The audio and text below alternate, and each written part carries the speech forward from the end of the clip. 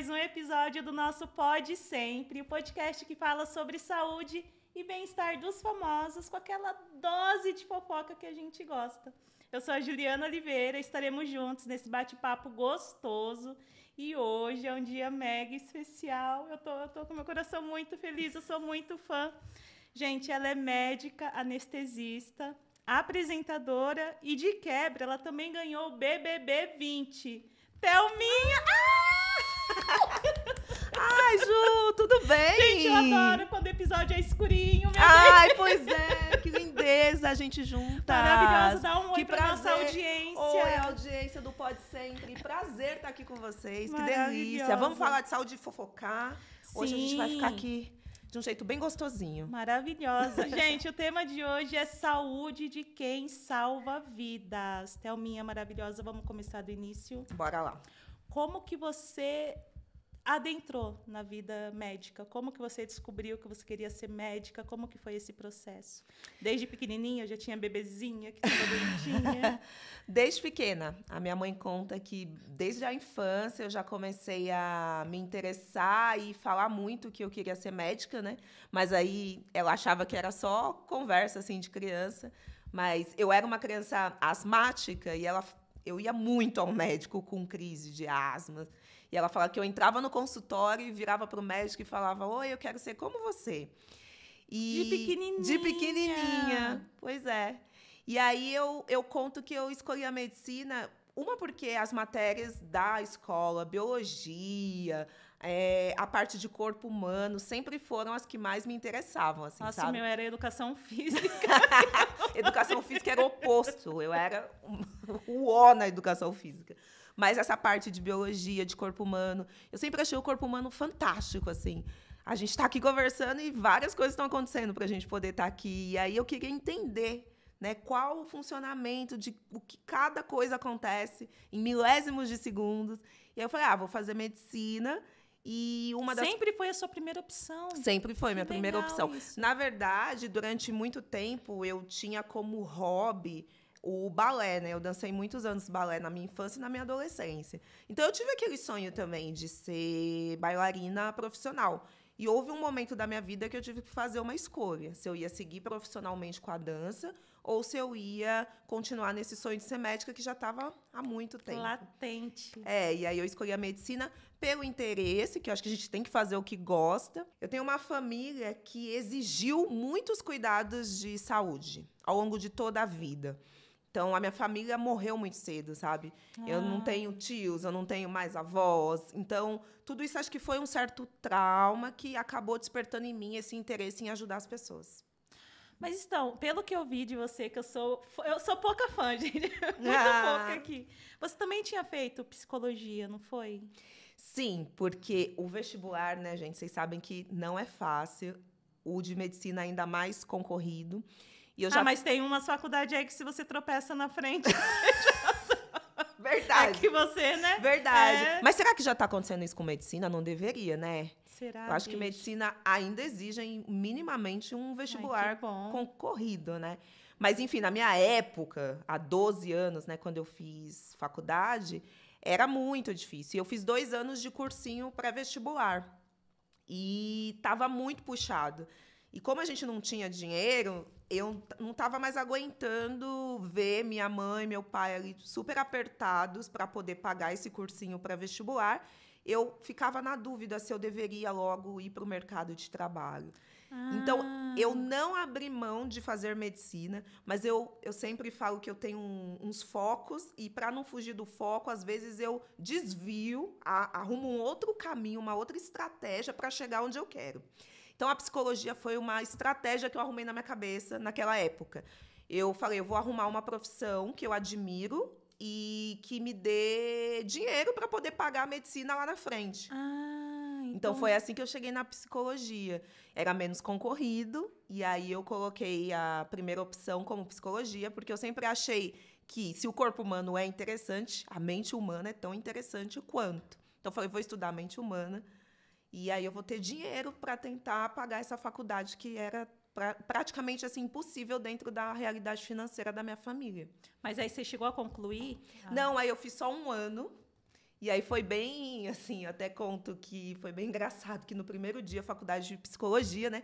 Psicólogos vão tirar de você, né? O seu melhor. E aí a gente sentou ali, e aí a professora falou, eu quero saber de cada um o motivo pelo qual está aqui, né? Iniciando o curso de psicologia. E aí eu falei, na verdade, eu quero fazer medicina. Eu falei isso que eu acabei de falar. Nossa, Thelminha, você desdenhou, né? Não, psicólogos do meu Brasil não me odeiam. Eu admiro muito a profissão de vocês. Mas parece desdém, né? Mas não, e eles super entenderam. Super entenderam. Tanto que um ano depois, quando eu finalmente consegui minha bolsa 100% para fazer medicina, que eu fui lá, me despedi. Você mandou todo mundo se lascar. Eu tenho amigas psicólogas dessa época até hoje. E aí eu fui lá finalmente me despedir. Todo mundo ficou muito feliz, assim, sabe? Tipo, ainda bem, né? Não queria estar aqui mesmo, agora vai para onde você realmente sonhou. Mas você traz alguma coisa de ensinamento, de psicologia? Você conseguiu absorver? Deu tempo de absorver alguma coisa de psicologia? Foi bem, assim, a introdução do curso, onde a gente dava uma pincelada em cada área da psicologia, né? Porque a psicologia tem várias vertentes, vários métodos para poder avaliar a saúde mental da pessoa. Então, eu dei uma pinceladinha na psicanálise. Então, eu sei um pouquinho da base da psicanálise, da terapia comportamental, da fenomenologia. Eu tinha umas matérias... O que eu mais gosto dessa época é que eu tinha matérias que na medicina eu não tive. Então, sociologia, antropologia, sabe? O que me fez... Assim... Sei, claro que eu sei. eu sou muito estudiosa. Então, essa época... Aqui é uma versão que... Tá, enfim. Essa época... conseguiu formar, assim... Eu sempre falo que quando a gente entra na universidade, a gente sofre provocações, assim, né? Que te faz parar de engolir sapo, sabe? Você começa a questionar as coisas e falar, será que eu preciso aceitar isso mesmo? Será que isso tem que ser assim mesmo? Aí é a hora que a Rochelle vem. A Rochelle, exatamente. A Rochelle vem brigar pelos direitos. E foi através da faculdade de psicologia. Eu aprendi muita coisa que eu carrego comigo até hoje. Interessante. E assim, eu tô encantada, porque sempre foi o sonho de pequenininha, né? De Sim. pequenininha, eu queria ser policial, freira, e hoje eu tô na TV. Eu fui pro convento, Thelminha. Mentira. Fui pro convento. Você chegou aí pro convento? Eu larguei o teatro e fui pro convento, porque... o negócio. Eu fui com... O início era... A experiência inicial era 1 mês. Com 9 dias, eu fui convidada a me retirar. Mas não é porque eu aprontei, não é porque... Porque eles viram que não era... Você não tinha dom. Então, aí a freira madre, né, que era responsável da casa, ela, Ju, você pode continuar sendo de Deus, mas não quer dizer que é aqui. Eu fiquei numa depressão horrorosa. Mas quantos anos você tinha? Desculpa perguntar. 18. E aí você tem tem a opção de fazer essa escolha. Porque eu sempre também... A minha mãe sempre me colocou na religião, mas nunca chegou nesse ponto, assim. Eu amo demais também. Você pensa em voltar, Ju?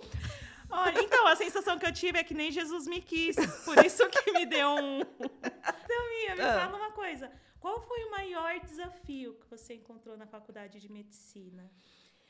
Um dos, né? Acredito que foram alguns. Eu acho que o primeiro grande desafio foi entrar mesmo na faculdade.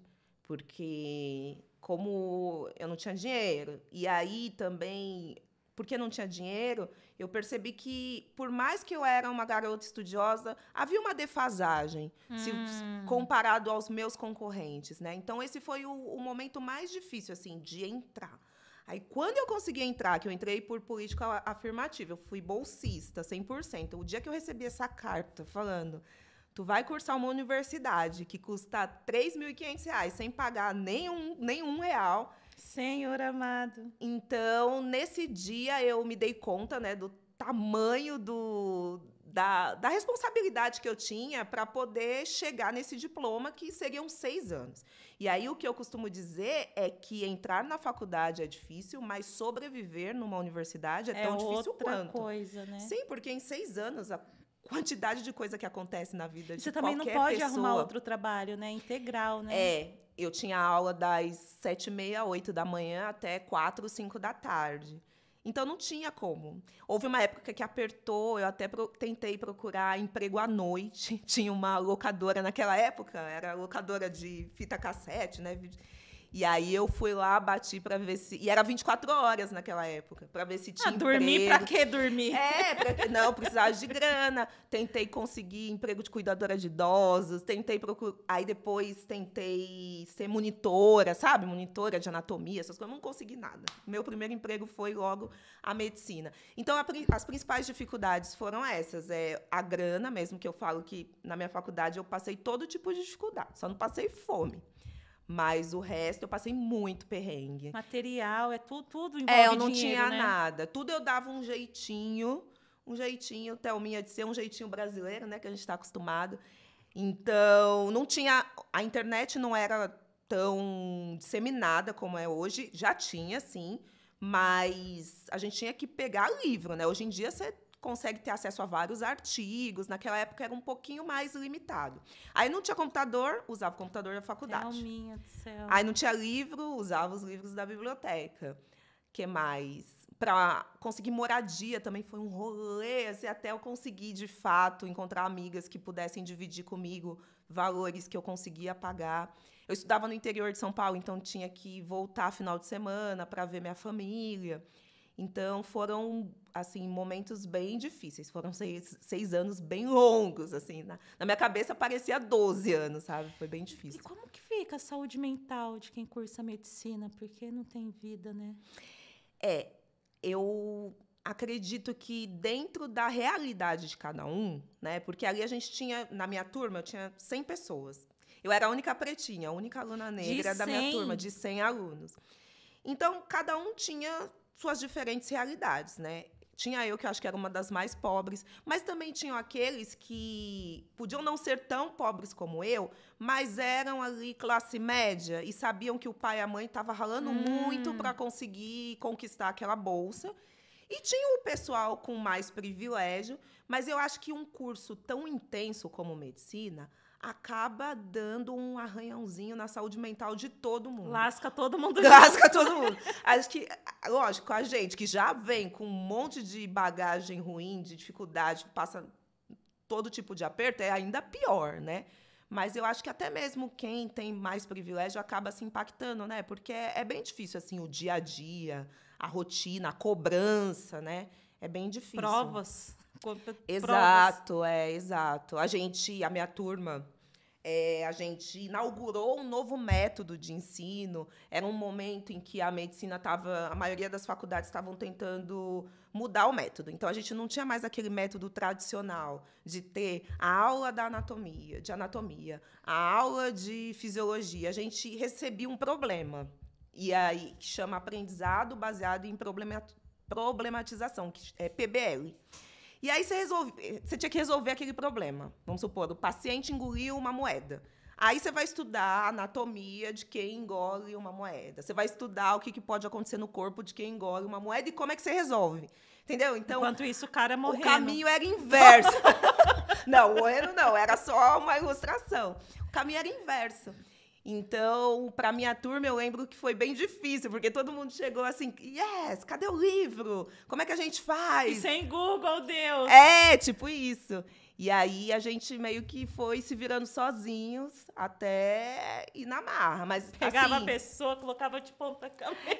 A gente tinha reuniões. E tinha isso também, né? Não era mais aquela sala com os 100 alunos ouvindo o professor falar durante 2 horas. Ah, que interessante Era, isso. exatamente, para gerar mais interesse. Então, a gente tinha uma reunião com um tutor e aí a gente ficava discutindo ali aquele caso para poder resolver, entendeu? Aí cada um tinha a sua função ali naquela equipe. Sabe aquele programa O Aprendiz? Que cada um tinha que sair fazer? Era muito nesse lugar, assim. Cada um com uma tarefa. Isso, para no final chegar e resolver e sair com uma lição em cima daquela doença. Aí, nisso, a gente ia passando por todos os sistemas do corpo humano.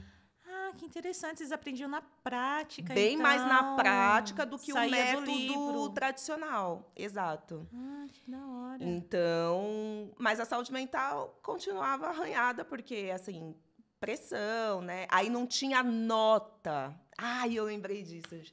Eu não tinha nota de 0 a 10. Você tinha um meme triste.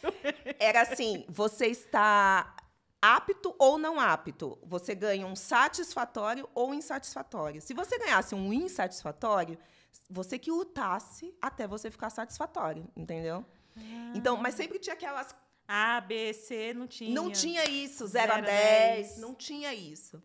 Então, era uma pressãozinha, né?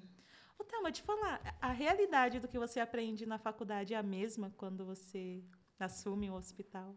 Eu acho que, modéstia à parte, eu tenho muito orgulho da minha faculdade. Eu acho que a minha turma formou profissionais muito bons. Não sei se por essa mudança de método, mas é como se a gente tivesse tido a oportunidade de botar a mão na massa bem cedo.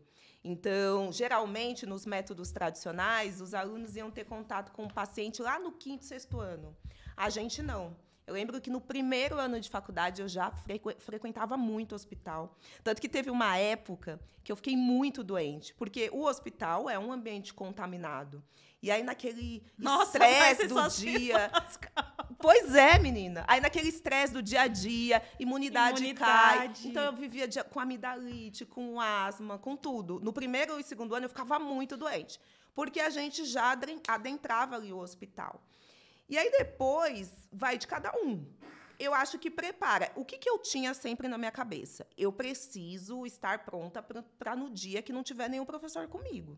Como é que vai ser? Isso. Como é que vai ser quando eu tiver que fazer minha primeira receita? Como foi? Então, eu já vim me preparando para isso. Então, eu meio que tinha o meu caderninho ali. Olha, se acontecer assim, eu faço assado. Se acontecer isso, eu faço isso. Então, eu sempre fui muito assim... Modéstia à parte, destemida, sabe? Assim, eu quero ser médica. Eu sempre gostei de paciente grave, entendeu? Tem que ter medo, não. A gente tem que resolver. Se eu não resolver, quem que vai resolver? Eu sempre fui essa pessoa, sabe? Então, eu acho... E a gente tem o que muitas faculdades de medicina têm, que a gente chama de hospitais-escola.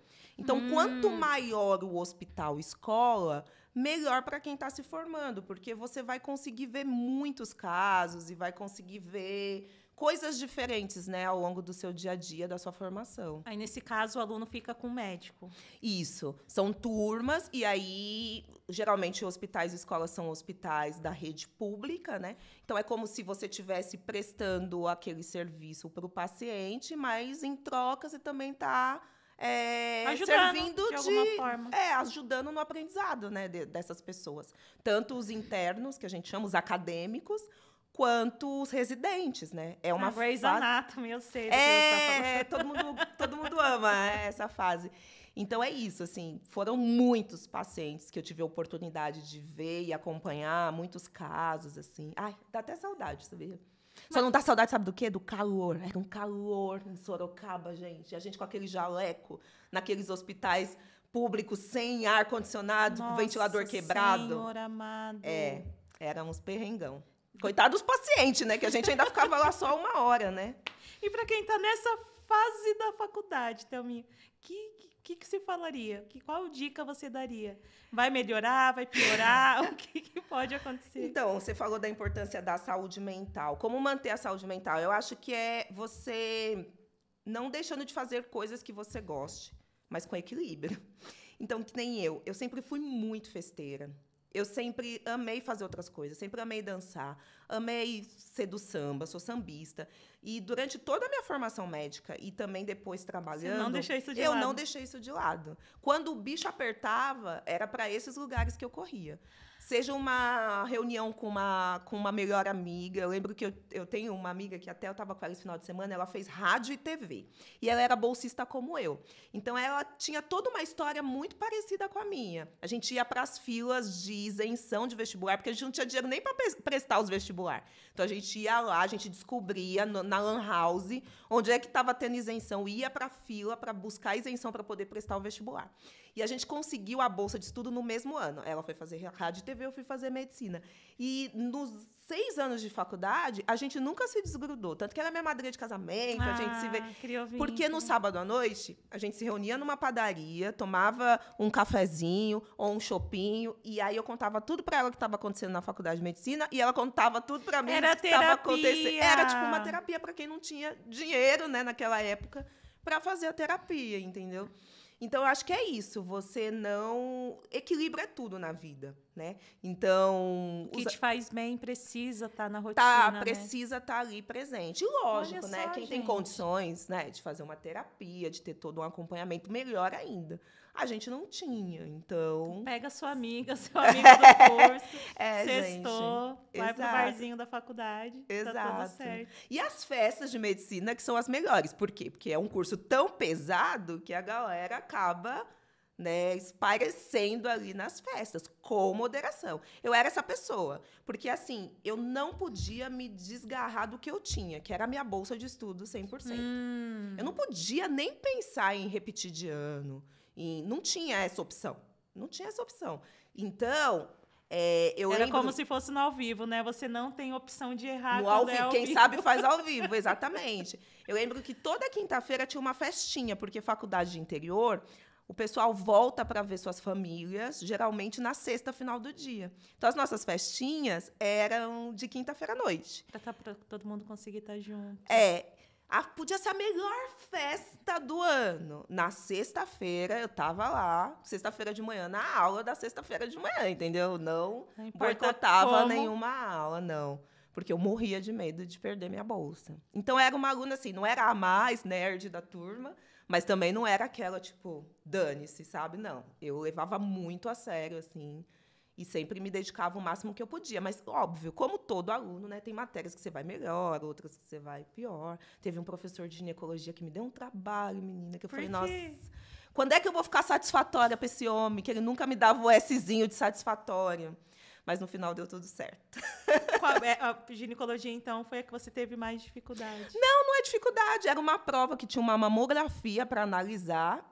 E eu travei nessa mamografia, esse homem não me dava satisfatório nunca. E era o que eu te falei, não tinha 0 a 10. Talvez eu tivesse ali uns 8,5 para analisar a mamografia, mas ele queria o 100%. Mas tudo serve como experiência, né? Hoje se bota aí uma... Cadê a produção? Vai botar a mamografia aqui, tô brincando. Eu vou saber ver. Amém. E deixa eu te falar, como que você entrou para o caminho de anestesia? Anestesia, olha, Ju, eu quis fazer de tudo um pouco nessa faculdade. Quando eu entrei, eu queria ser pediatra de bebês, neonatologista. Porque eu achava que só gostar de bebês era o suficiente para ser pediatra. E ser pediatra é muito além do que só gostar de bebês, então, né? Agora você explodiu minha cabeça. Como assim? Não basta só você gostar, porque você tem que lidar com situações muito delicadas, especialmente na neonato, né? Às vezes o bebê nasce prematuro, às vezes o bebê fica 6 meses ali numa UTI. Você tem que lidar com a família. Muitas vezes você vai lidar muito mais com a mãe, com a avó, com o pai, do que com a própria criança, né? Então, é todo um outro contexto, um outro cenário. E logo eu abri mão da pediatria, que eu vi que não era muito o que eu queria. Entendeu. Mas, falando resumidamente, eu passei pela cardiologia, que eu acho apaixonante. Nosso órgão supremo, né? Coração. Eu sempre gostei muito de toda a fisiologia cardíaca. Passei pela endócrino. Tipo, vou ser endocrinologista, essa parte hormonal também é muito fascinante. Feedback positivo. O corpo, ele sinaliza para um outro lugar para produzir mais hormônio, ou então para diminuir. Ai, gente, o corpo humano é fascinante.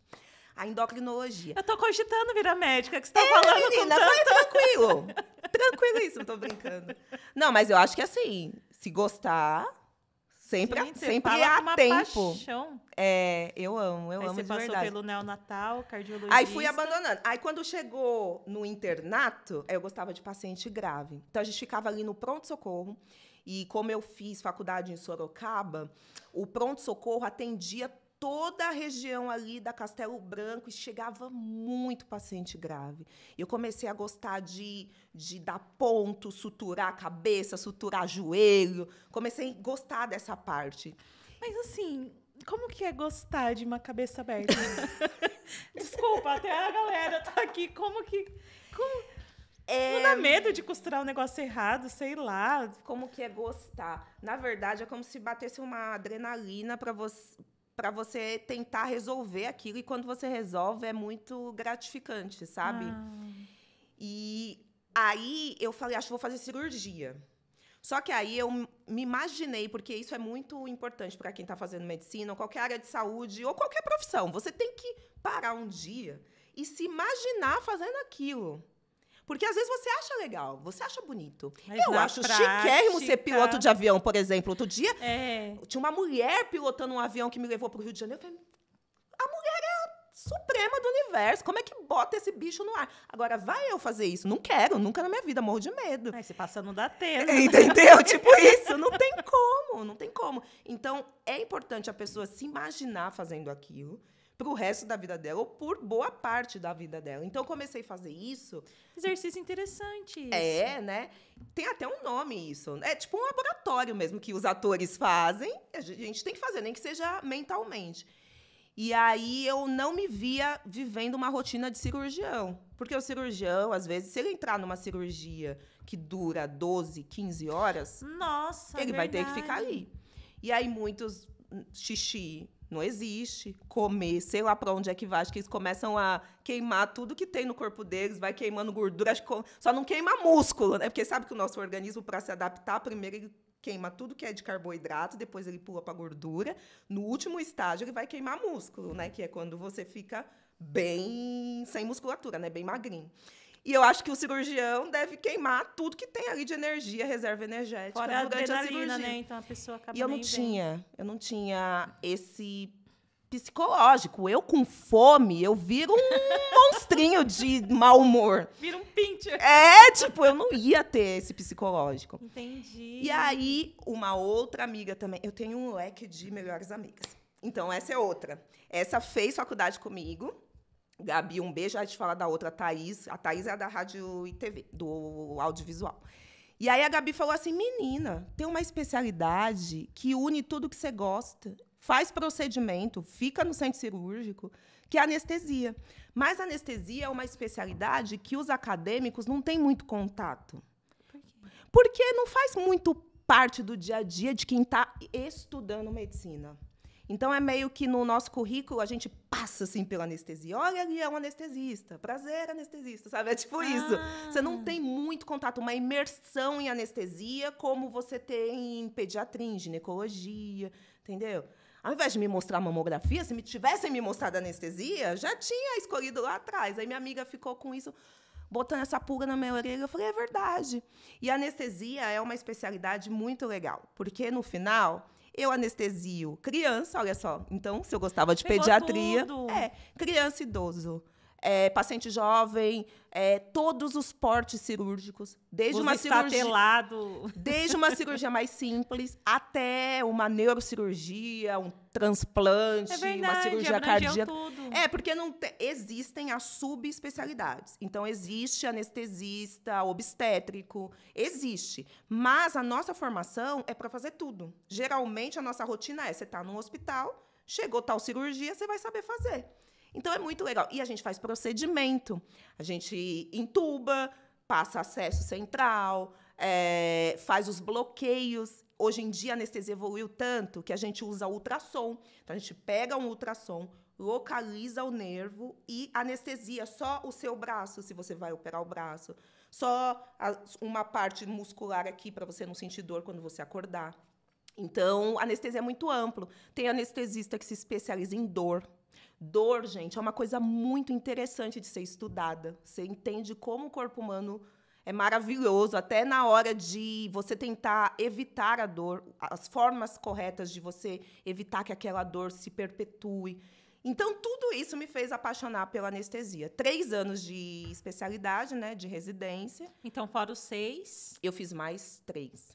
Aí eu fiquei um ano... Tava estudando um pouco, né? Um pouquinho. Mas, assim, eu acho muito importante a residência na vida de um médico. Eu me formei médica lá em 2011, mas eu me tornei médica de verdade depois da minha especialização. E como é colocar o jaleco com o seu nominho? Como é esse momento? É uma emoção, né? Quando você... tem certeza de que você está cada vez mais se aproximando do seu sonho, né? Que especial, então, gente. O jaleco com o seu nome, o estetoscópio, o primeiro carimbo, quando sai o número do seu CRM. E, assim, um peso também de responsabilidade imensa. Dobra, né? Uhum. Você lembra a emoção do seu primeiro paciente? A gente não consegue lembrar o primeiro paciente, porque você acaba tendo a sensação que o primeiro foi ali na universidade. Ah, pode crer. Então, o primeiro foi alguma senhorinha ali que eu conversei durante a faculdade. Mas, para mim, eu falo, até eu escrevi um livro e eu coloquei isso. O meu primeiro paciente, de fato, foi o meu pai. Porque no 5º ano de faculdade, o meu pai ficou muito doente, descobriu um câncer. E o internato é a época mais intensa da medicina. Porque no 5º e no 6º ano, eles não toleram falta. A não ser que você tenha um motivo assim de vida ou morte. E o meu pai estava numa fase de uma saúde muito vulnerável, que ele ficava mal do nada, tinha que ir para um pronto-socorro aqui em São Paulo. E eu no interior. Para conciliar tudo isso, eu que tenho todas as minhas estratégias, o que eu fiz? Peguei meu pai e levei para o interior para se tratar na minha faculdade. Então, o hospital escola, onde tinham vários pacientes, um deles era o meu pai.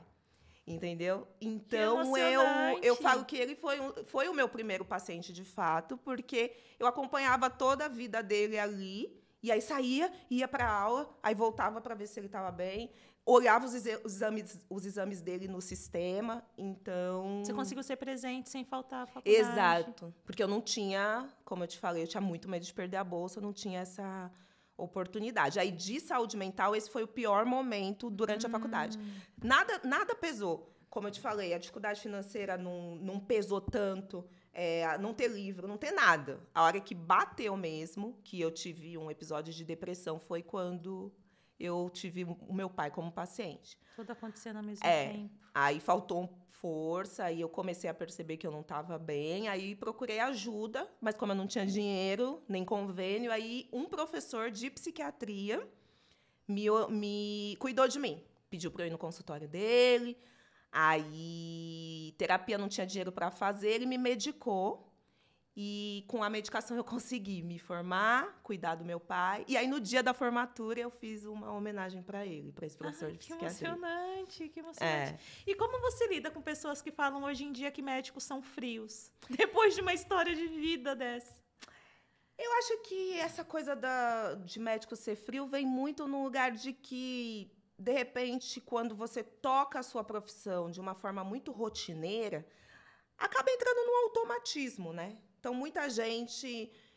qualquer profissão, um motorista de ônibus, técnica, né? Um motorista de ônibus, a primeira vez que ele está lá fazendo, com certeza ele vai, de repente, ele liga ali o piloto automático e vai embora. Acho que isso acontece em todas as profissões, mas eu acho que medicina é uma profissão que exige muita empatia. Você se colocar no lugar do outro é muito importante, né? Para não deixar cair, entrar nesse automatismo. Não esquecer de que cada paciente é um indivíduo. Tem uma vida, tem uma história, tem uma família. E não é uma ciência exata. A gente não está falando de uma ciência exata. Então, por mais que tenha ali todo um capítulo de livro, sempre vai ter um rodapé, com uma exceção. Então, você tem que ficar atento a isso. Eu acho que a melhor forma de ficar atento é não deixando cair no automatismo, né? É parando para pensar em cada pessoa como indivíduo. Mas, sim, né? Como em qualquer profissão, tem gente que acaba levando para um lado de mais frieza. Às vezes pode ser até uma defesa, né? Da pessoa não querer absorver aquilo e levar para a vida dela. Porque existem dias de plantão que são, assim, um caos. Se você for querer levar cada história para sua casa... você vai enlouquecer. É bem difícil, né? Mas como você não absorve? Como você separa a pressão do trabalho e a vida particular? Eu acho que vai muito da experiência de cada um. Eu sempre tentava puxar algum ensinamento para a minha vida. Então, olha só, eu acabei de fazer anestesia para uma paciente jovem com tumor de intestino. Então, nossa, tô precisando fazer um check-up também. Entendeu? E ao mesmo... Mas então, você não fica maluca? Tipo, a pessoa tem isso, acho que eu tenho, a pessoa tem isso, eu também tenho. Ai, meu Deus, eu tenho tudo. Virar hipocondríaco, tem alguns médicos que são hipocondríacos. Porque você tá numa linha ali, né? Eu sou um pouquinho, mas eu tento não também me desesperar. A gente sabe que cada caso é um caso, que existe predisposição genética, que existe consequências do que você faz com o seu corpo no dia a dia. Então, tem tudo isso, né? Você não teve essa fase, então, de achar que... Eu só fico atenta aos sinais. E, às vezes, não é nem essa questão somente do físico. Às vezes, é um paciente que está sofrendo tanto, mas está com uma resiliência tão grande, está reagindo de uma forma tão surpreendente que serve de ensinamento para você levar para casa também, sabe? Impulso, né? E aí, eu não levava... Assim, não é que eu ia chorando para casa, mas nas histórias mais impactantes eu sempre compartilhava, assim, com as pessoas em casa, com meu marido. Que, às vezes, você precisa desabafar, né? Olha, hoje eu vivi... É que, às vezes, a gente não quer achar uma solução. A gente só quer falar.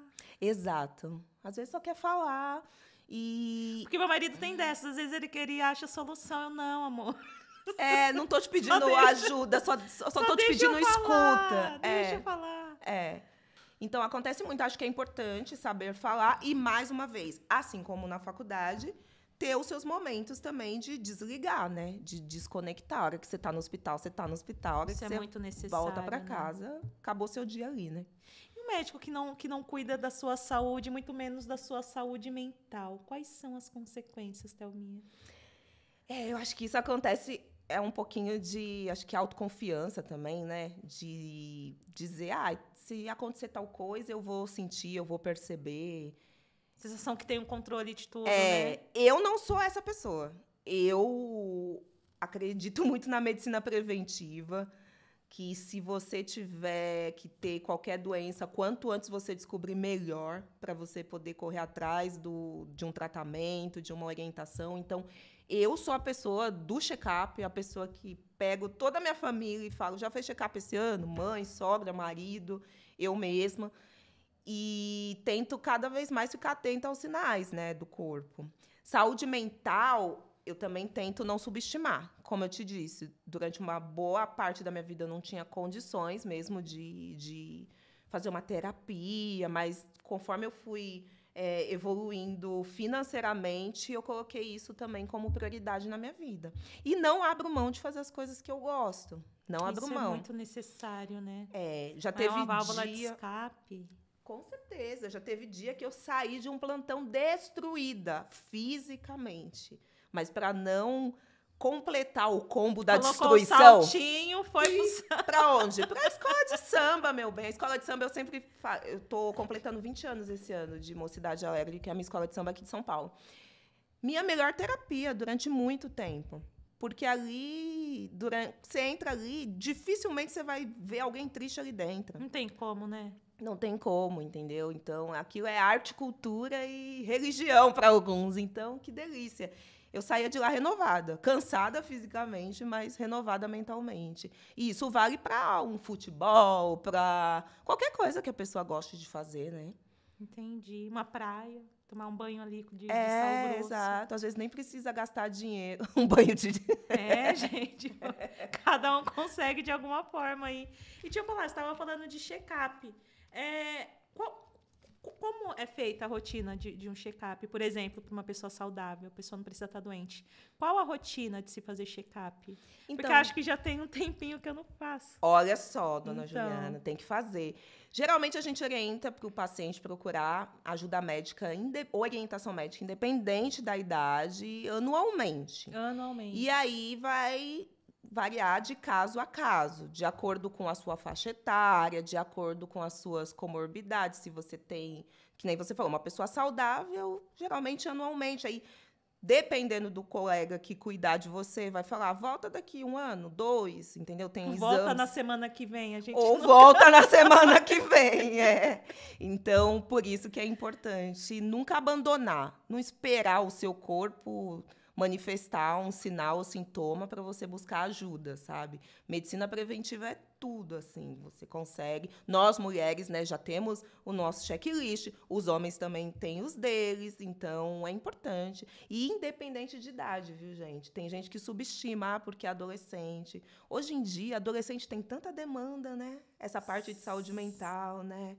Dependência de tela, a gente poderia ficar aqui horas falando de demandas em saúde na adolescência, na infância. Então, é sempre importante buscar uma orientação, sim. E deixa eu falar, com esses anos todos de experiência em consultório, você consegue perceber quando a dor ela é, de repente, emocional? Porque eu vi um episódio do BBB, eu preciso falar. Diga. A Manu sofrendo, ai, acho que eu vou morrer, o meu estômago, não sei, alguma coisa. Você, ih, gata, era pra você estar amarela, nada a ver. Você falou numa naturalidade, numa calmaria. Você consegue ter essa percepção quando a pessoa tá com alguma coisa mais emocional do que física? Do ponto de vista prático, assim, clínico, depois de uns anos de experiência, só de você me relatar 2, 3 sintomas, eu já vou dizer se é uma coisa ou não. Mas, assim, no dia a dia, o ideal é que primeiro você descarte coisas físicas, né? Eu sempre dou o tiro de canhão. Então, assim, tô com uma dor no peito. Pode ser gases? Pode, mas pode ser um infarto, não pode? Então você entende. Vamos descartar que não é um infarto, né? Então, vamos descartar isso. E aí, a gente tem nosso checklist mental, de acordo com mais uma vez, com a idade, com os fatores de risco, com o histórico familiar, a gente vai descartando. E é muito possível, né, dor ser psicológica. Sim, porque a gente tem que entender, as pessoas têm que entender que o físico e o mental estão dentro do mesmo corpo. Então, não tem como você dissociar. Às vezes, o que você está sentindo é uma dor física que foi desencadeada por um problema de saúde mental. Olha isso, Deus. Não é? Então, você está somatizando alguma coisa. O seu corpo está mostrando que você está sofrendo. Uma crise de ansiedade acelera o seu coração. É o melhor exemplo de que o seu corpo está sofrendo por algo que teve início na sua mente. Então, não dá para subestimar. Eu tenho um checklist, assim, eu sempre vou do pior pro menos pior. Eu vi, porque a Manu chegou desesperada e você lavando louça, estava Manu lavando Gavassi, né? Manu Gavassi. A gente convivendo 100 dias de BBB, é como se a gente tivesse convivido 3 anos juntas. Então, ali, esse vídeo, eu amo esse vídeo, estava no último dia. Então, eu já estava conhecendo aquela menina maravilhosa, que é minha amiga, um beijo pra ela. Ela é legal. Maravilhosa. Manu. Sensatíssima, maravilhosa. E eu já conhecia bastante ela, eu sabia que ela estava fazendo drama. Thelminha, você fez parte do BBB 20. Vocês ficaram sabendo lá dentro da pandemia, né? Como que foi esse choque? Como que foi viver isso? Foi tenso, assim. Vocês tinham dimensão do que estava acontecendo lá fora? Não. Cada um tinha uma dimensão diferente e ninguém acertou. Tinham pessoas... Assim, a gente não imaginava, né? Você entra num reality show...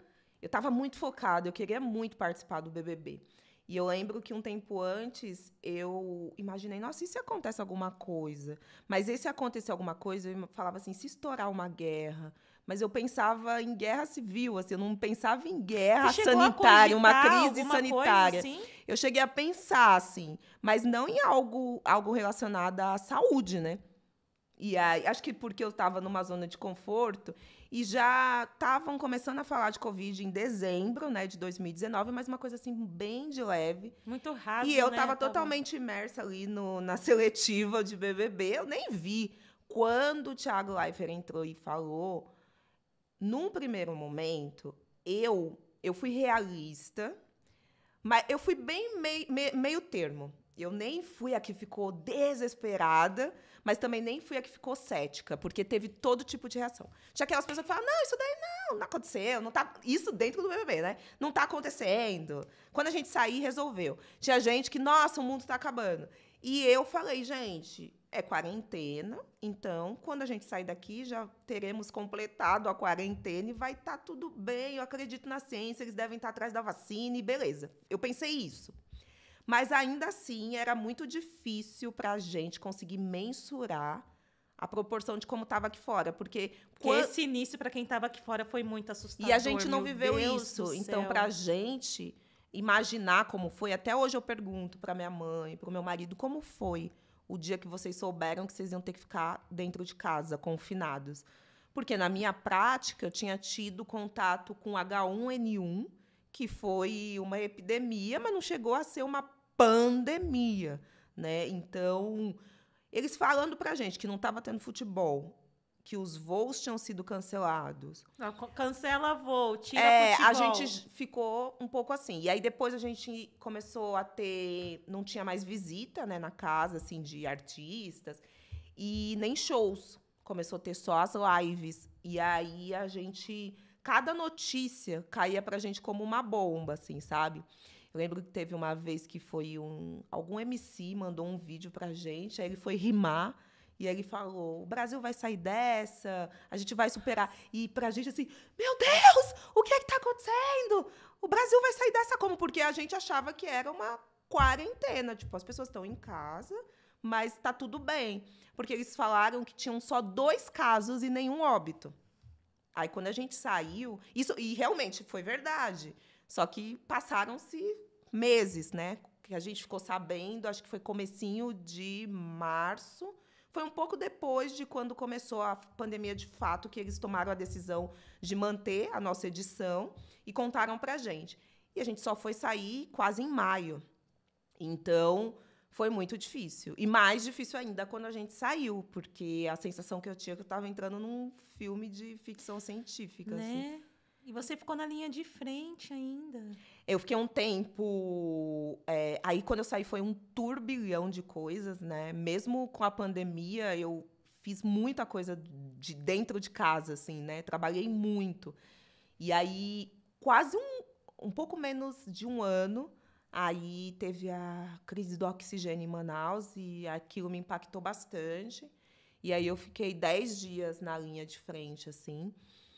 Que foi quando eu entendi, né, que talvez a medicina estivesse ocupando outro lugar na minha vida, né, a partir do BBB, que é trabalhar com medicina de forma voluntária, que eu não precisaria abrir mão de todas as oportunidades que eu estava tendo na comunicação, mas que... Foi tudo voluntário, Thelminha. Eu não... todas as vezes que eu atuei depois do BBB foram voluntárias. Então, eu entrei para uma ONG, eu contribuo com uma ONG, chama ONG Zoé, que faz expedições lá para o norte, trabalha com comunidade ribeirinha, e aí montam um centro cirúrgico, eles fazem um trabalho fantástico, eles montam um centro cirúrgico, toda uma estrutura para poder dar atendimento, fazem centenas de atendimentos para as pessoas que estão ali na fila do SUS, sabe? A gente já chegou a operar gente que estava há 20 anos esperando para fazer uma cirurgia de hérnia. E aí falou, doutora, a minha vida vai mudar, porque eu sobrevivo de plantar melancia. E com essa hérnia eu não conseguia fazer isso. Então, é muito impactante, assim, você conseguir ajudar uma pessoa a mudar a realidade dela, porque ela está ali com uma demanda de saúde, sabe? E como o pessoal de casa consegue ajudar essa ONG? A ONG Zoé tem um Instagram da ONG Zoé e @ONG Zoé. E eles conseguem, e entrando no Instagram, vocês vão conseguir ter acesso a tudo o que eles fazem de super importante e impactante. Assim. Eles fazem várias expedições. Eu fui em uma o ano passado, e esse ano, no segundo semestre, estou tentando conciliar a agenda para ir também. Porque, realmente, eles fazem um trabalho que todo mundo bota a mão na massa. Assim. A gente monta um centro, pega estrada de terra, monta um centro cirúrgico do zero, com doação, com parceria, e faz um monte de procedimento. É muito especial. E vem cá, você não ficou só à frente da Covid, né? Você também foi para o Rio Grande do Sul. Como que... porque... A gente estava falando nos bastidores, né? O pessoal ajudou tudo de uma vez. Porque agora... é isso, assim, a medicina hoje ela não ocupa mais o espaço amplo que ela ocupava de atuação na minha vida. Então, a minha rotina antes do BBB era entrar num centro cirúrgico 7 da manhã, sair 7 da noite. Isso de segunda a sexta. Na sexta, eu ainda ficava 24 horas. Então, eu entrava às 7 da manhã da sexta, saía às 7 da manhã do sábado. Então, era uma carga de, no mínimo, aí 60 horas semanais. Hoje em dia, para conciliar com a comunicação, com o trabalho na internet, não é mais possível atuar dessa forma. Mas eu não queria abandonar a medicina, porque como eu sou apaixonada pela medicina... A gente viu. Obrigada. Eu acho que não dava para deixar de lado. Então, coloquei de forma voluntária. E quando acontecem essas calamidades que, infelizmente, acontecem e provavelmente não vão deixar de acontecer, ainda mais vivendo, né, tantas crises climáticas que a gente está vivendo, parece que dá um finiquito aqui dentro de mim, sabe? De tanto tentar ajudar, como usar também rede social para engajar outras pessoas a ajudarem. Acho que é um combo do bem que a gente consegue fazer usando a rede social e mostrando. Só que tem todo um limiar também, porque o sofrimento do outro não pode ser um entretenimento para a pessoa. Então, é bem tênue, né? Então, você fazer esse trabalho voluntário é bem desafiador, mas é algo, assim, que eu quero carregar comigo. Porque assim. A gente viu, né? Algumas pessoas, gente, que vergonha alheia. Esperava começar a gravar para começar a pegar as coisas, para fingir que estava ajudando.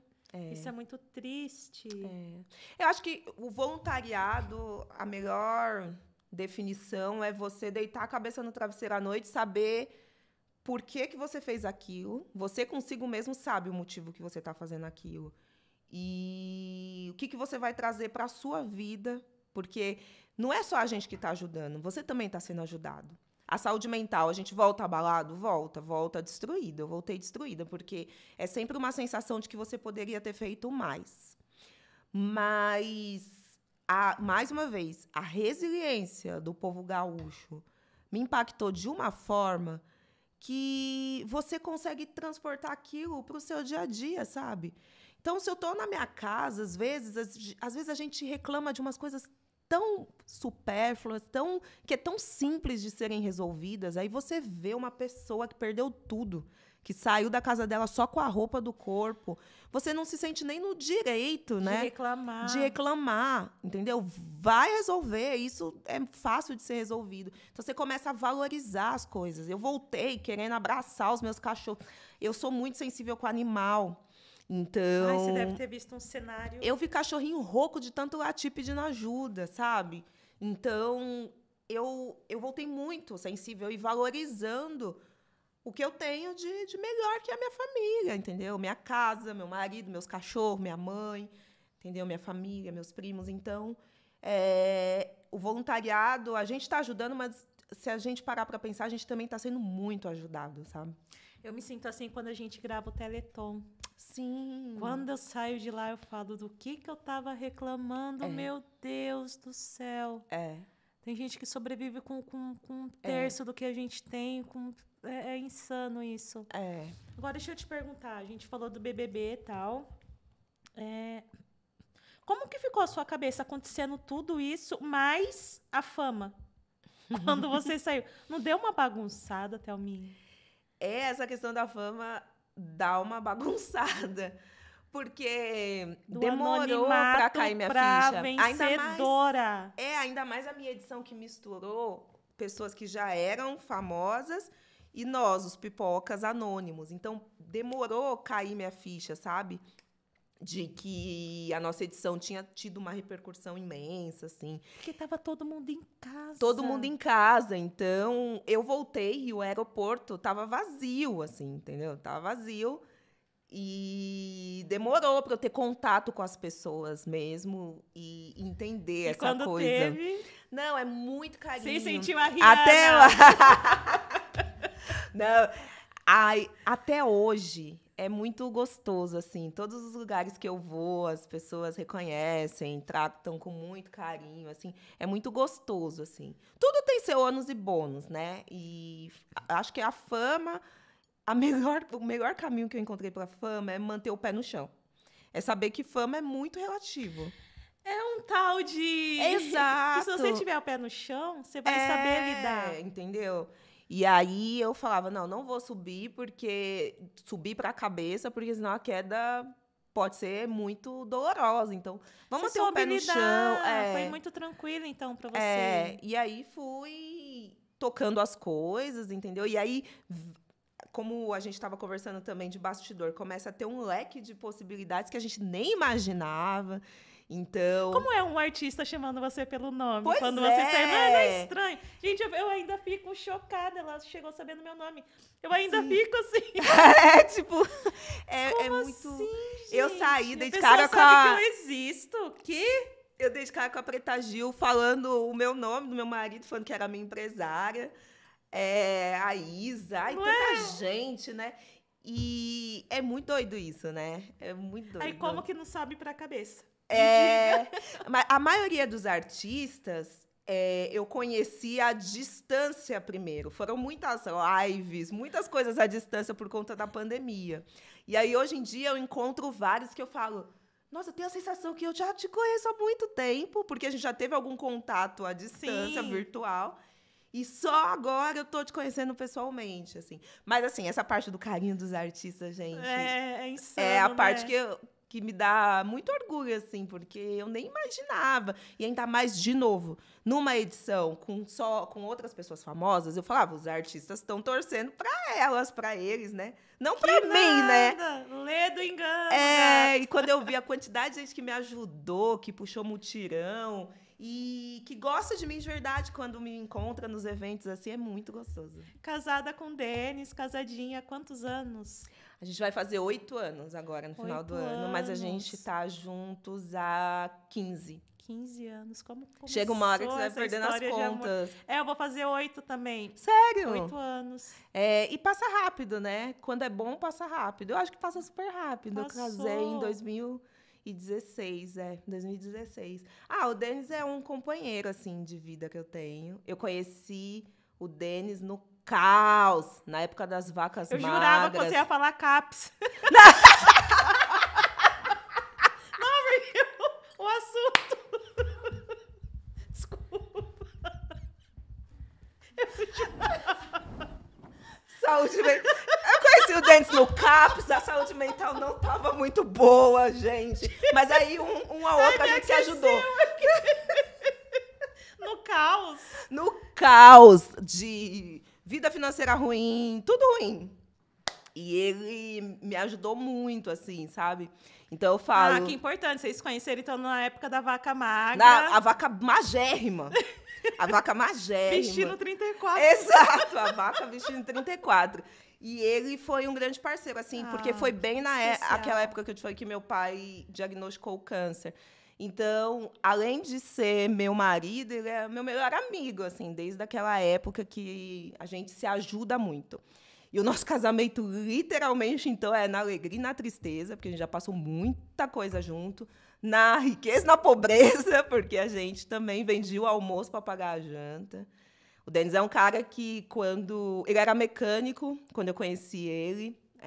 num ponto de ônibus, olha, às vezes o amor da sua vida pode estar num ponto de ônibus. Mas não falem com estranhos, só se ele for bonzinho como o Denis. Fica aí os cuidados. E aí a gente começou a se paquerar ali no ponto de ônibus, mas chegou uma hora que ele me ajudava tanto, assim, que nunca me esqueço uma vez que eu cheguei em Sorocaba e ele tinha escondido R$50 na minha mochila, que é o que ele tinha... ganhado aquela semana. Então, hoje, se a gente conseguiu juntos, porque o BBB ele também me ajudou muito, né? Porque o BBB é um jogo interno e externo.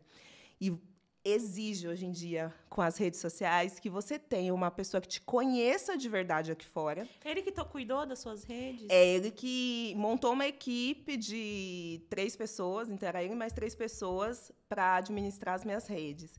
Então, tem que ser uma pessoa que te conheça muito, porque as pessoas vão buscar pelo em ovo, as pessoas vão querer falar mal de você de qualquer forma.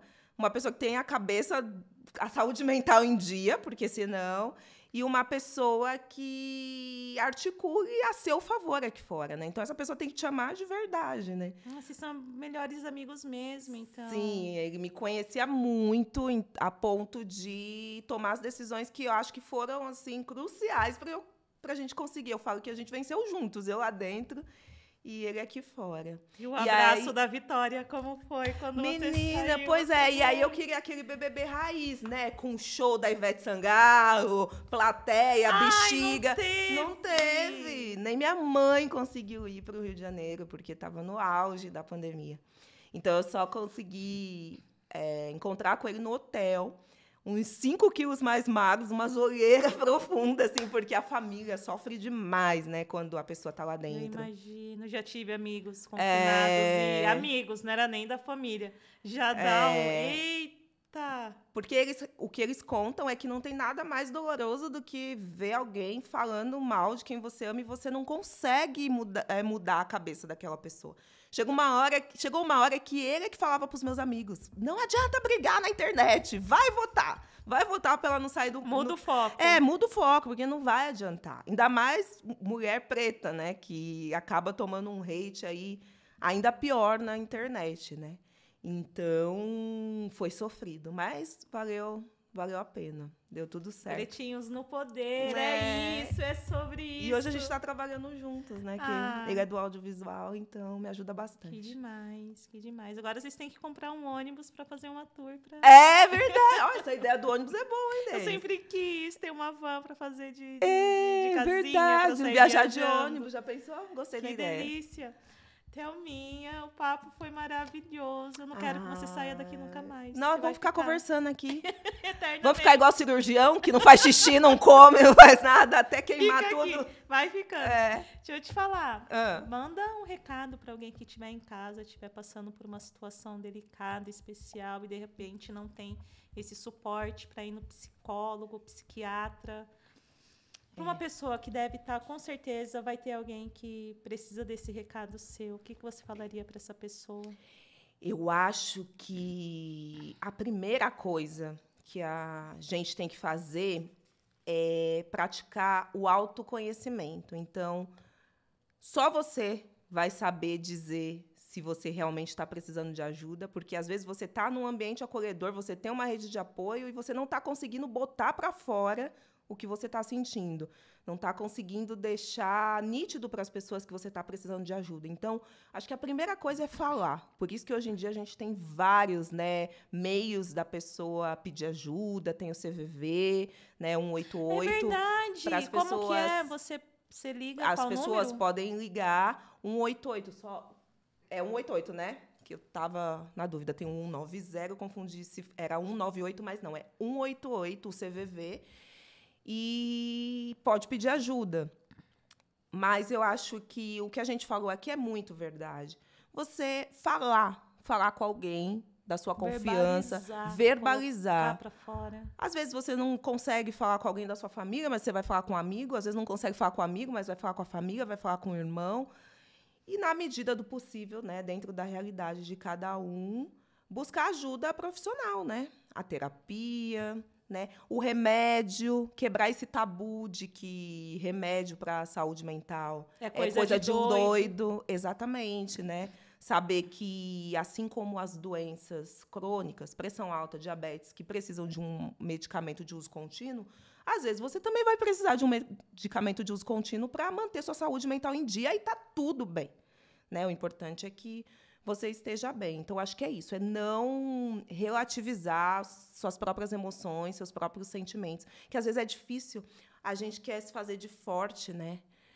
Pra quê? A gente quer se fazer de forte, às vezes não quer dar o braço a torcer de que você está precisando de ajuda, né? Às vezes você é o porto seguro da família, todo mundo vem, desova, e aí você tem a sensação de que se você assumir que você está precisando de ajuda, parece que todo mundo vai ruir. Mas, na verdade, não, né? Porque a gente precisa estar bem com a gente mesmo, tanto fisicamente quanto mentalmente, para poder ajudar o outro, né? É a mensagem do avião. Em caso de despressurização, primeiro coloque a máscara de oxigênio em você, para depois colocar na criança e em outras pessoas, né? Então, é isso. Primeiro não tem nada errado, né? Não tem nada errado em você se priorizar, não tem. Porque você, no final, só vai ter a si mesmo. Você vai conseguir ajudar todo mundo, mas primeiro você precisa estar bem. Thelminha, pessoal. Maravilhosa. E, ó, o barulhinho do nosso delivery. Você não achou que ia sair daqui de mãos vazias, né, Gá? gata. Gente, é presente? Presente. Olha, Pague Esse é o Menos. serviço de delivery da Pague Menos. Pode fuçar, Posso? que é todo seu.